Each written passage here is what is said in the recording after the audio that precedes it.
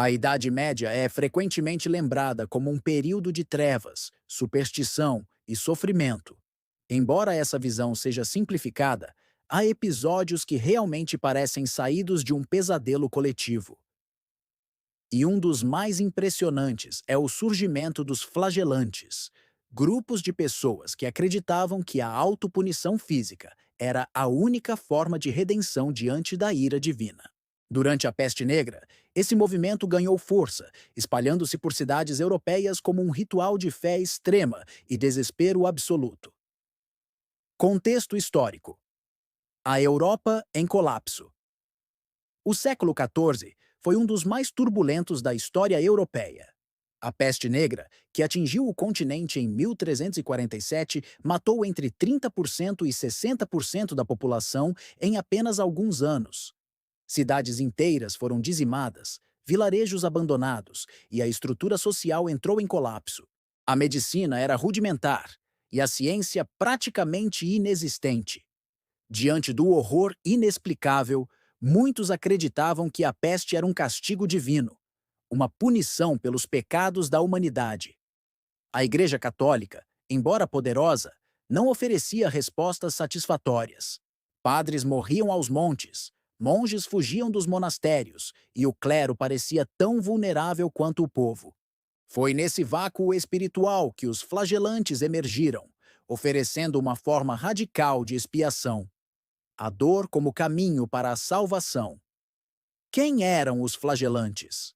Os flagelantes eram, em sua maioria, homens comuns, camponeses, artesãos, comerciantes, que se reuniam em grupos e viajavam de cidade em cidade, realizando rituais públicos de autoflagelação. Vestiam-se com túnicas simples, geralmente brancas, com uma cruz vermelha costurada no peito e nas costas. Marchavam em silêncio ou cantando hinos religiosos, e a cada parada realizavam o ritual. Ajoelhavam-se em praças públicas e se chicoteavam com correias de couro, muitas vezes com pontas de ferro ou pregos. O objetivo era claro: sofrer em nome de Cristo, imitar sua paixão e, com isso, apaziguar a ira de Deus. Acreditavam que a pureza espiritual só poderia ser alcançada por meio da dor física e que esse sacrifício coletivo poderia salvar a humanidade da peste. O ritual da dor. Os rituais dos flagelantes seguiam uma estrutura quase litúrgica. Em cada cidade, eles se reuniam em locais públicos, praças, igrejas, campos, e iniciavam o ato de penitência.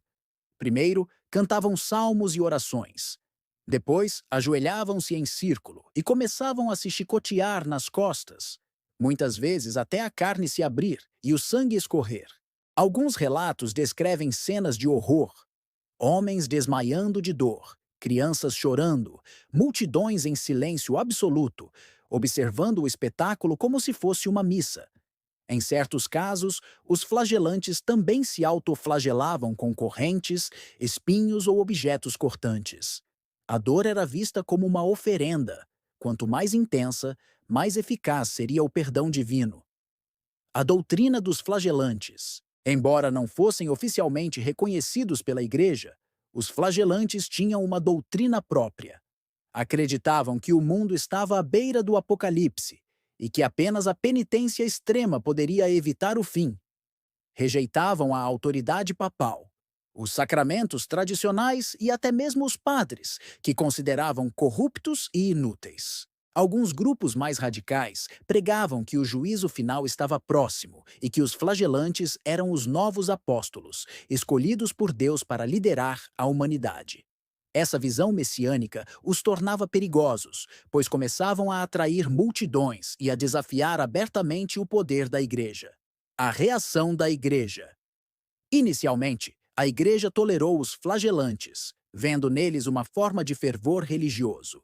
Mas à medida que o movimento crescia e se tornava mais radical, o Vaticano passou a considerá-los uma ameaça.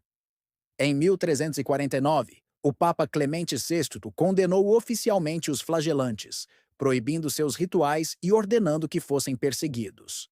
A Inquisição passou a investigar os líderes do movimento, muitos dos quais foram presos, torturados ou executados. Em algumas regiões, os flagelantes foram expulsos das cidades e seus rituais proibidos sob pena de morte. Apesar disso, o movimento continuou a existir de forma clandestina por décadas, ressurgindo ocasionalmente em momentos de crise. O impacto social. O movimento dos flagelantes teve um impacto profundo na sociedade medieval. Em um momento de desespero coletivo, eles ofereciam uma forma de esperança, ainda que brutal. Para muitos, assistir aos rituais era uma catarse, uma maneira de lidar com o medo da morte e da peste. Para outros, era uma demonstração de fé verdadeira, em contraste com a hipocrisia da Igreja. Além disso, os flagelantes influenciaram a cultura religiosa da época. Seus hinos, orações e práticas foram incorporados por grupos místicos e heréticos. A ideia de que o sofrimento físico podia purificar a alma tornou-se comum, influenciando até mesmo ordens monásticas e movimentos posteriores, como os penitentes do século XV. Os flagelantes e a psicologia do medo. Do ponto de vista psicológico, os flagelantes representam uma resposta extrema ao medo. Em tempos de crise, o ser humano busca sentido, e quando esse sentido não é oferecido pelas instituições, ele o cria. A dor, nesse contexto, torna-se uma linguagem, é uma forma de comunicar arrependimento, devoção, desespero. A autoflagelação também pode ser vista como uma tentativa de controle. Diante de uma peste invisível e imparável, os flagelantes assumem o controle sobre o próprio corpo, infligindo dor antes que a morte o faça. É uma inversão do sofrimento. Em vez de esperar passivamente, eles se antecipam, acreditando que isso os tornará imunes ou dignos de salvação.